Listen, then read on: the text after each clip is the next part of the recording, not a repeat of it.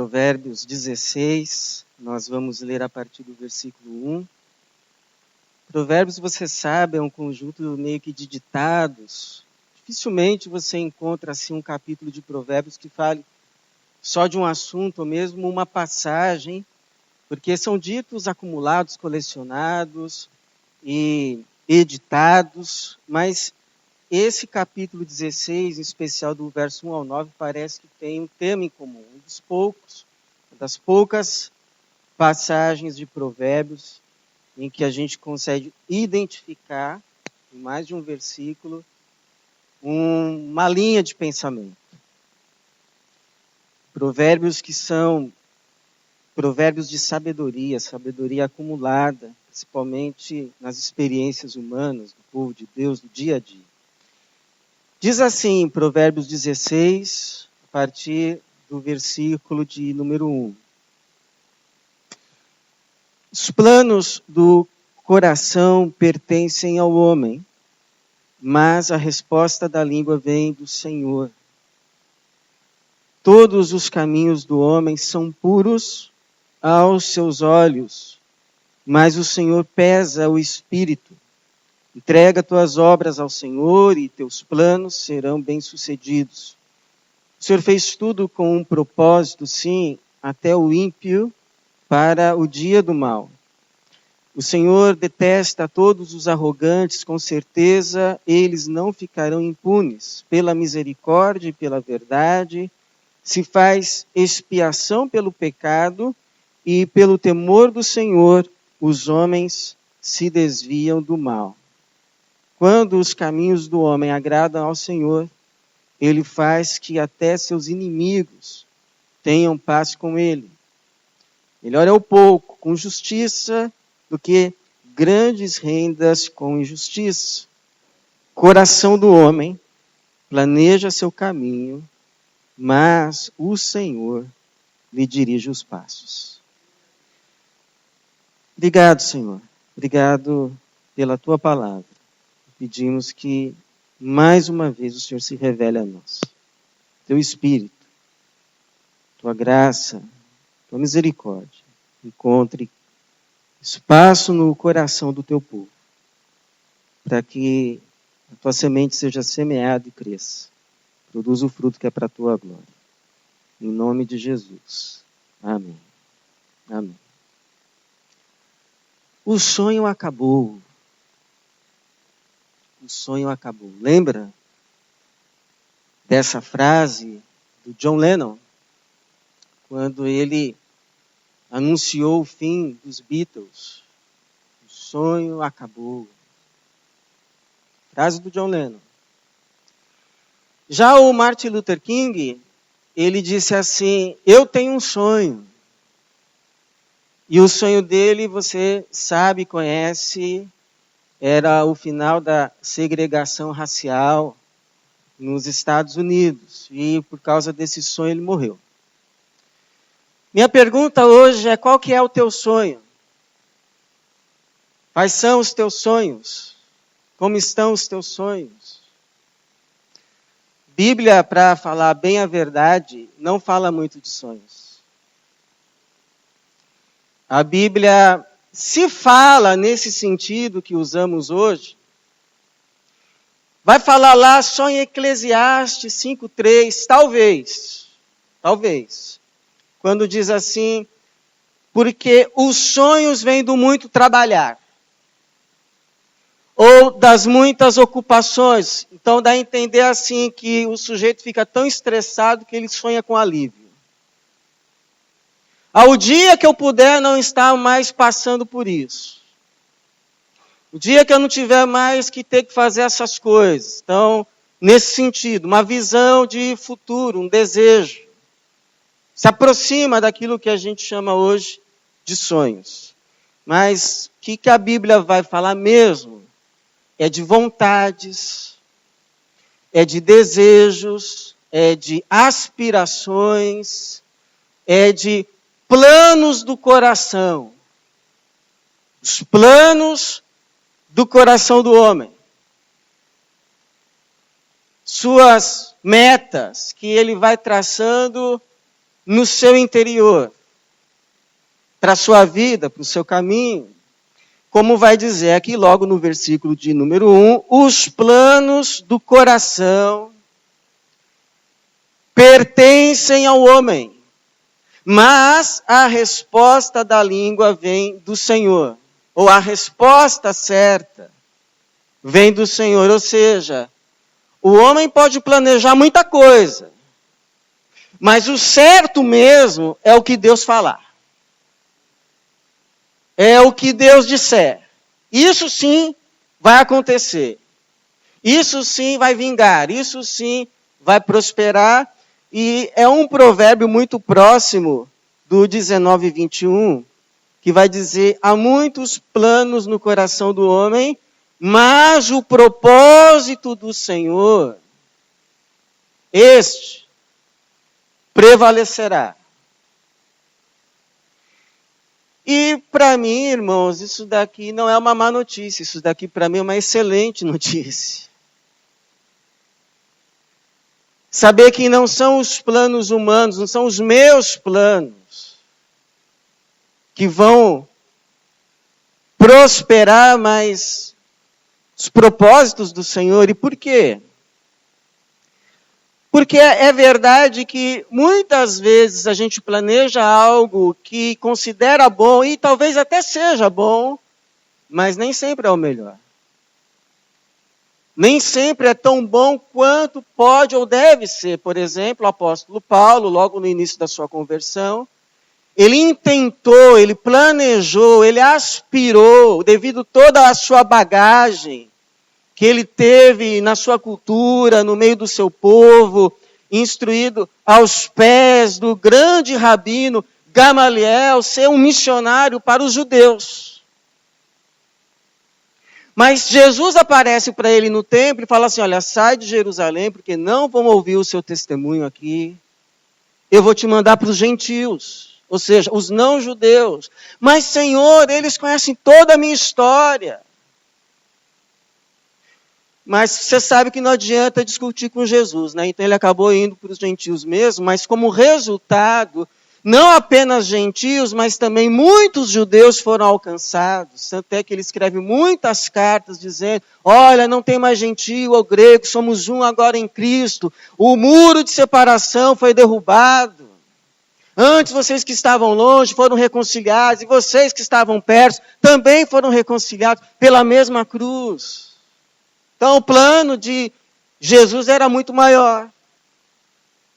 Às vezes nós temos até um plano bom, que até se alinha com o plano de Deus, mas nem sempre é a hora. Moisés, por exemplo, quis adiantar 40 anos o plano de Deus de libertar o povo no Egito.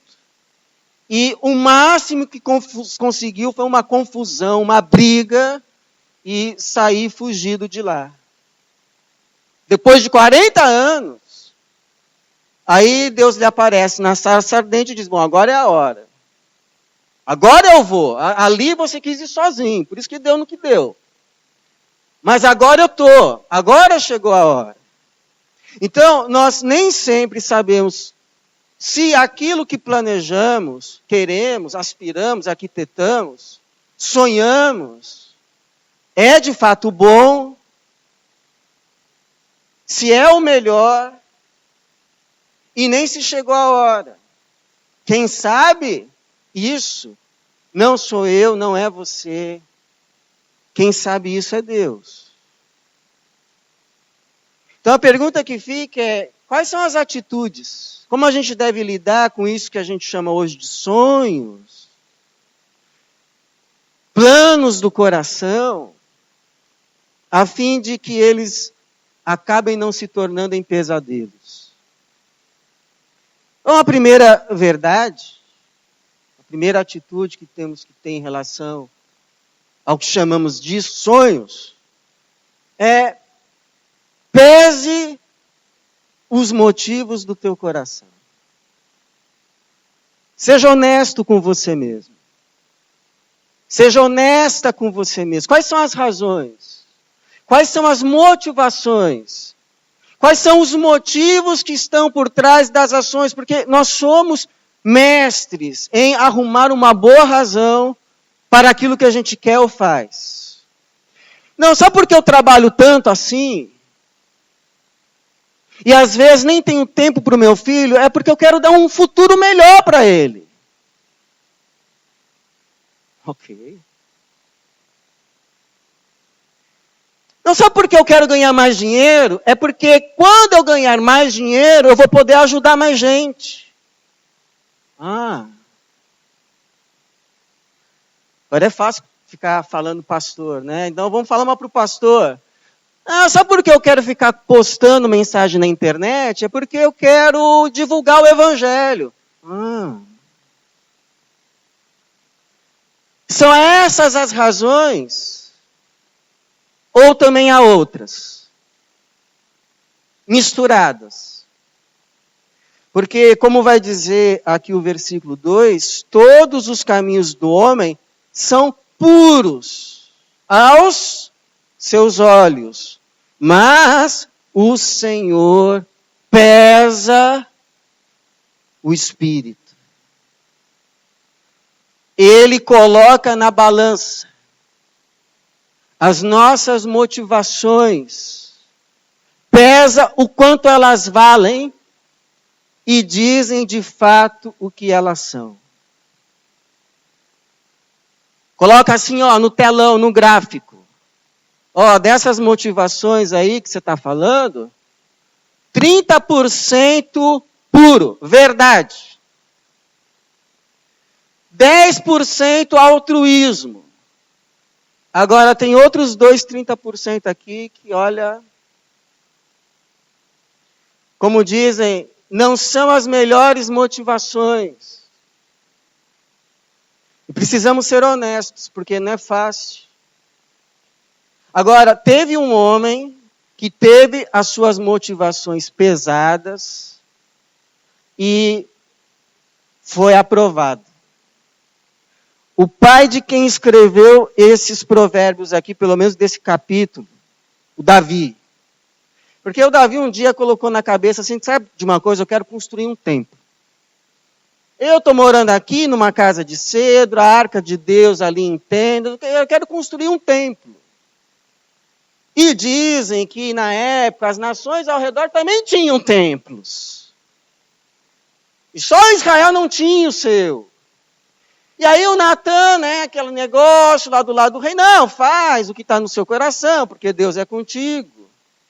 Aí à noite Deus manda Natan voltar e dizer que Davi não ia construir nada. Primeiro porque Deus não precisava de templo e segundo porque Davi já tinha derramado muito sangue. Quem ia construir o templo seria o filho dele, o Salomão.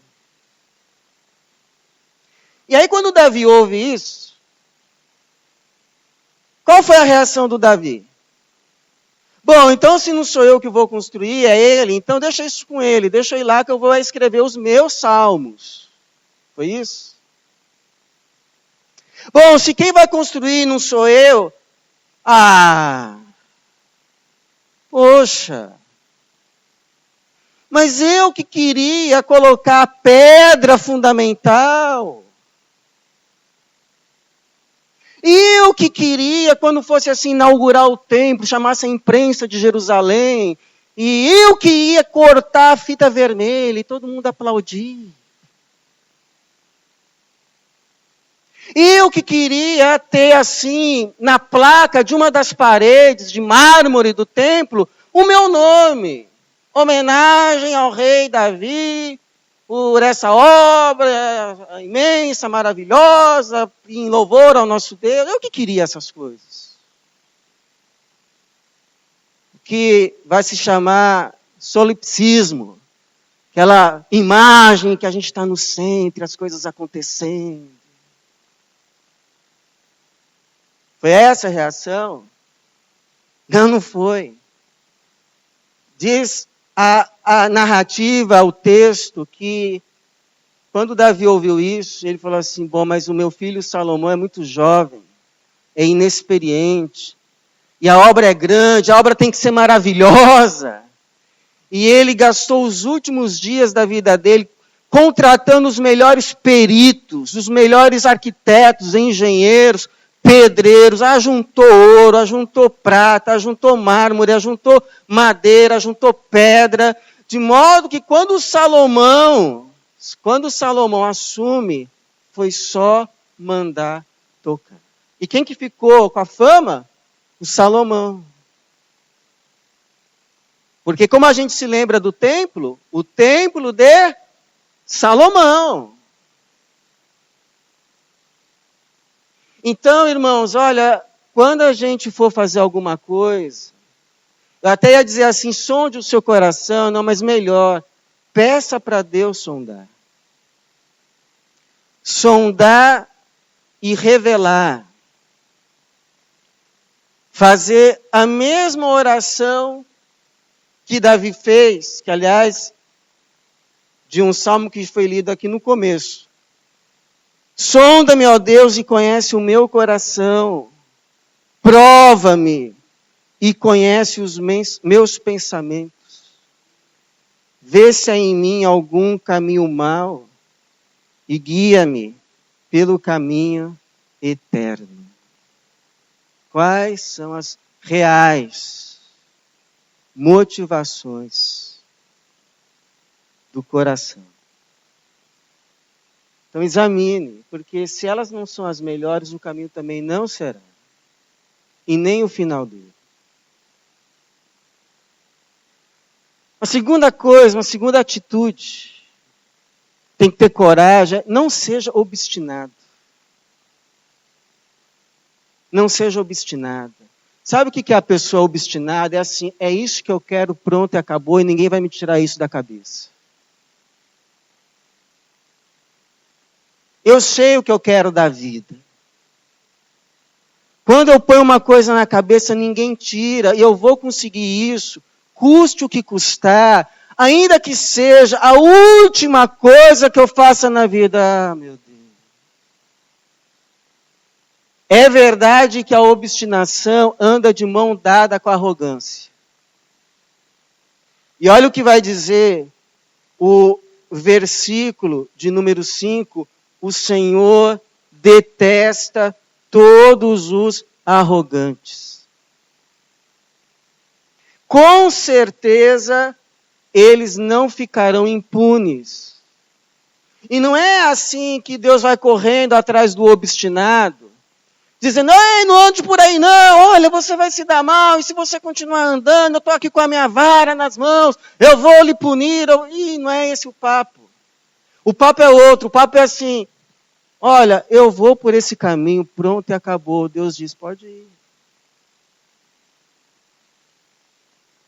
Você quer ir? Eu não vou impedir. Eu coloco as minhas placas no caminho, obedece quem quer. Você quer cruzar o sinal vermelho? Olha, vai causar um acidente na sua vida, na vida de outras pessoas. Mas a decisão é tua. Eu não vou impedir. Eu te fiz livre.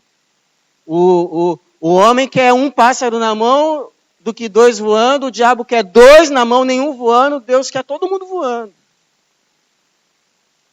E se tiver que pousar na mão dele, que seja de livre e espontânea vontade, eu coloco a minha vida aqui nas suas mãos, porque é o lugar mais seguro que eu posso colocar. É o lugar que, na verdade, eu tenho mais liberdade, são nas tuas mãos, Senhor. Então toma, me guia o caminho. Porque o caminho da obstinação leva a outras veredas, a outros becos, a outros valados bem complicados. Leva, por exemplo, ao valado do vale tudo, do faço qualquer negócio. Tem gente que chega ao ponto da obstinação que é capaz de fazer qualquer coisa. Coloca tudo à venda. É capaz talvez de vender até a alma. E Jesus já disse, que adianta o homem ganhar o mundo inteiro e perder a sua alma ou arruinar a sua vida. Ele fica obstinado por uma coisa porque ele entende que aquilo é a vida. Que sem aquilo a vida não vai ter sentido, a vida não vai ser completa e destrói a si mesmo. Acaba com a vida. Que lógica é essa? Por isso que eu digo, pecado não tem lógica. Pecado é um impulso. Por isso que você tem que dominar. Foi o conselho que Deus deu a Caim.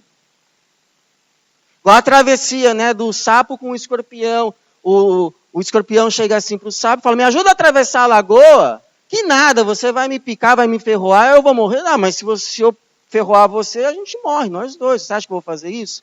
E aí, então, tá bom, então sobe aí. E aí, no meio da travessia, o escorpião ferrou o sapo. E o sapo começa a afundar. E ele só olha, tipo, por quê?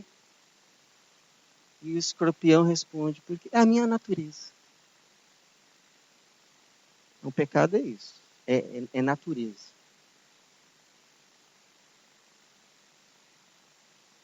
Segundo valado, é o valado da revolta. E sabe revolta contra quem? Contra Deus. Alguns mais assim de forma velada, outros de forma mais explícita. Mas eu já vi tanta gente. Não, é que eu pensei que Deus ia me ajudar. Como se Deus fosse meio para alvos, não o alvo de todas as coisas. E esses dias passados eu li um versículo em Jeremias, o Senhor falando do seu povo. Diz assim, minha herança tornou-se para mim como um leão, numa floresta. Levantou sua voz contra mim. Levantou sua voz contra mim. Quando eu li isso, eu pensei assim, eu não quero ser um leão para o Senhor, não. Não quero ser como um leão para o Senhor. Uma fera. Agressivo. Hostil. Não, eu não quero. Eu quero ser como um cordeiro para o Senhor. Como foi Jesus. Cordeiro. Não leão. Interessante lá no Apocalipse, né? Que anuncia o leão da tribo de Judá. E aí aparece Jesus. Em figura de cordeiro. Cordeiro de Deus. Que tira o pecado do mundo. Quero ser cordeiro, não leão. E um terceiro valado que a obstinação leva é o do não ouvir mais a Deus. Só se ora por conveniência. Só se ora por desencargo de consciência, mas já está tudo decidido. Já está tudo decidido. É igual quando o povo vai procurar Jeremias, porque o Império Babilônico chegou, já levou metade do mundo, está às portas lá de Judá, de Jerusalém. E aí o povo se achega um grupo lá para o Jeremias e diz assim, olha, a gente quer saber se a gente deve fugir para o Egito. Então consulta o Senhor por nós, porque o que o Senhor disser, nós faremos. Seja bom, seja mal, seja o que a gente quer ouvir, seja o que a gente não quer, nós vamos obedecer ao Senhor para que tudo nos vá bem. Aí Jeremias falou, tá bom, vou consultar o Senhor. E aí, depois de 10 dias, vem a palavra do Senhor, ele reúne as pessoas e diz assim, não é para ir não, é para ficar, porque é ficando que Deus vai proteger vocês, vocês vão ter vida. Agora, só que Jeremias não era rodado. Jeremias sabia com quem estava falando. E Jeremias ainda fala assim, foi um erro vocês terem me consultado. Porque eu digo uma coisa para vocês. Vocês vão para o Egito e vocês vão morrer à espada lá. E aí quando o povo ouve essa palavra, diz assim, você está mentindo. O Senhor não disse isso. E foram. E em vez da Babilônia invadir naquela época Judá, invadiu sabe aonde? O Egito. Então, irmãos, alguém pergunta, tá, então quer dizer, a gente não pode ter sonhos? A gente não pode fazer planos no nosso coração? A gente não pode ter as nossas vontades? Claro que pode. O que não pode é fazer disso os nossos deuses. A nossa razão última da vida. Para aquilo que a gente vive, porque a razão última da vida a gente já sabe qual é Deus. Por isso, o que guia o nosso caminho não é, ou não pode ser, a obstinação, mas o temor a Ele. Agora, não um temor baseado na desconfiança. Tipo assim, você está andando, aí chega uma bifurcação no caminho da vida. E aí você olha e a plaquinha do Senhor lá, a palavra, tá? Vire à direita. Só que você olha o caminho outro e está todo florido. Aí você diz assim, poxa, queria tanto ir por esse caminho aqui, ó. Todo floridinho. Cheio de passarinho. Vou ter que ir nesse, né? Porque senão, se eu for por aqui, Deus vai lá, Deus vai me castigar, Deus vai pesar a mão. Tá bom, vamos. Não é essa história. Não é esse temor. Esse é temor de quem ainda não conhece a Deus. Pai de Jesus Cristo. Temor é temor baseado na confiança de um filho que sabe do amor do Pai.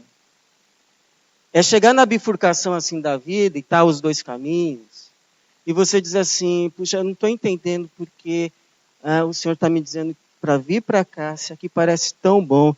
Mas se Ele está falando isso, eu tenho certeza que um bom motivo Ele tem. E aí você vai. E é por isso que é perfeitamente entendível o fim do versículo de número 6, que diz, pelo temor do Senhor, olha, pelo temor do Senhor, os homens se desviam do mal. Interessante. Não é pelo raciocínio, não é pela visão, não é pelas contas, pelo temor. Não é pelo que eu sempre entendo. Porque a Bíblia diz que o justo não viverá pelo que ele sempre entende, mas ele viverá pela fé. Que fé? A fé que diz assim, fazei prova de mim e veja que eu sou bom. Que prova é essa? Ficar tentando a Deus? Não é, bom, se a palavra está dizendo assim, então, ok, vamos lá. Eu vou fazer prova disso e eu vou experimentar a bondade do Senhor. Ainda que eu não entenda agora. Mas uma coisa eu sei, Ele é bom. Ele só é amor. E se Ele está falando isso, é porque Ele tem um bom motivo. E o motivo dele não é outro senão amor. Amor. Você já conversou com seu filho e por mais que você explique, por mais que ele não entende tudo. Mas você sabe que o que você está falando não é por nenhuma outra razão, senão amor. Amor. Porque há caminhos que para os homens parecem direitos, mas o seu fim é morte e destruição, ainda que ele não saiba, não veja, não entenda. Mas há uma última e terceira atitude em relação aos planos do coração. Entrega para Deus. Entrega para Deus. Porque a gente não sabe se eles são os melhores. A gente não sabe exatamente se já é a hora, se de fato são bons. Mas uma coisa a gente pode fazer, e inclusive a palavra nos recomenda fazer, falar deles ao Senhor. Falar deles. Fale aí dos seus sonhos para Deus. Fale dos seus planos. Lembra que Jesus disse? Olha, quando você orar, vai lá no seu quarto, fecha a sua porta, ora ao Senhor, e aquele que te vê em secreto te recompensará. Fala do seu coração, fala dos teus anseios, fala dos teus desejos, fala tudo. Porque isso está alinhado com o que ele mesmo diz, por exemplo, 1 de Pedro 5,7, lançando sobre ele toda a vossa ansiedade, porque ele tem cuidado de vós. Pode abrir o coração. Pode falar o que você está pensando. Pode falar o que você está querendo. Pode falar o que você está desejando. Pode desejar o que você está aspirando. Fale para ele. Entregue para ele. Filipenses 4, 6 a 7, não andeis ansiosos por coisa alguma. Pelo contrário, sejam os vossos pedidos plenamente. Não é pela metade, são todos, plenamente, inteiros, conhecidos diante de Deus, por meio da oração e súplica, com ações de graças, e a paz de Deus que ultrapassa todo entendimento, guardará o vosso coração e os vossos pensamentos em Cristo Jesus. Seja mais ou menos assim, Senhor, olha, está aqui os meus planos,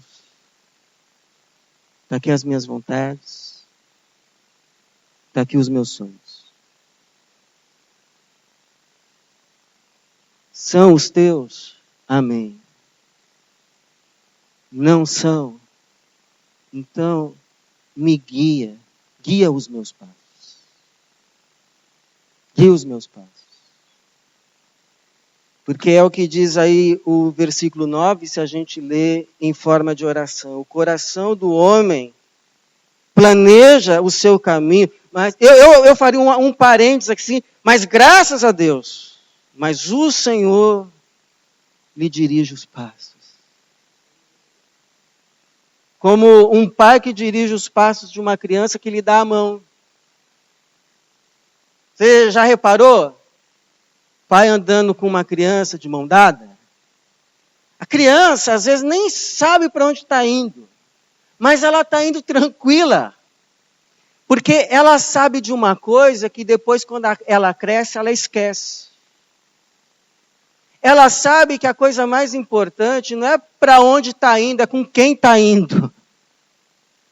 A coisa mais importante não é o lugar, mas é com quem se está. Por isso que a Bíblia não diz que Jesus é meio para o céu. A Bíblia não diz que Jesus é meio para o céu. Meio para um lugar. A Bíblia diz que Jesus é meio para uma pessoa. Ele é meio para Deus. Porque o que faz do céu, céu, não é rua de ouro. Não é nada que tenha lá. O que faz o céu, céu, é a presença de Deus. É a presença de Deus. É o que fazia daquele jardim um paraíso. Não eram as flores, não eram os animais.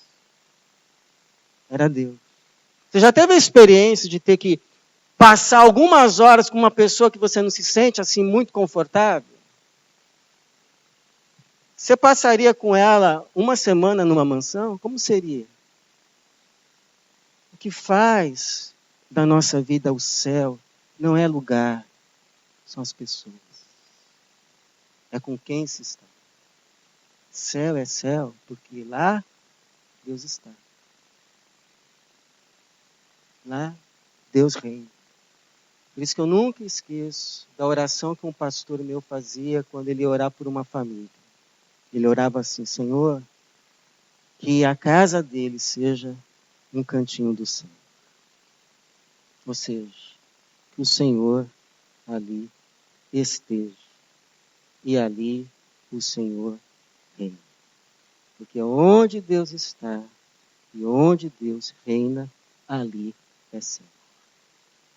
Onde Deus não está, ou pelo menos não manifesta a sua presença, ou não é obedecido, ali começa a ficar parecido com o inferno.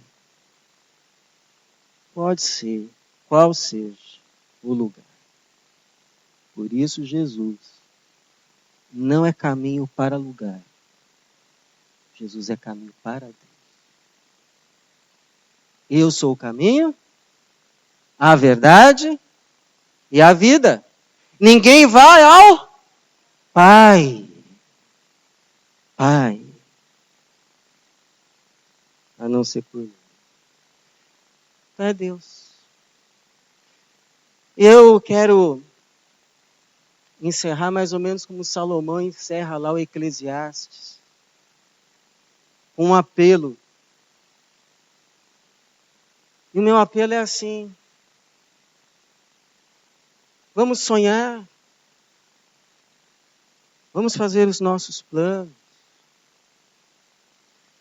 Mas em nome de Jesus, não vamos esquecer do sonho maior, que é um dia estar com Jesus e ver a sua face. Porque no final da caminhada, a única coisa que vai te importar é se você vai estar com Ele. E o que Ele vai dizer de você. No último dia, quem vai dizer quem você foi, o que você foi, se você teve sucesso ou não, não vai ser você, não vai ser outra pessoa, vai ser Jesus. Por isso que Salomão diz assim, e ele inclusive coloca como sujeito, ou como aquele a quem ele se dirige melhor, jovem. Segue pelos teus caminhos e pelo desejo dos teus olhos. Sabe, porém, que Deus te trará juízo por todas essas coisas.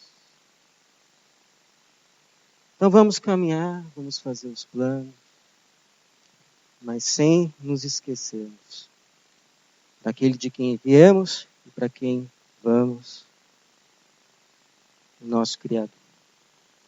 Que assim seja, que Deus nos abençoe. Amém.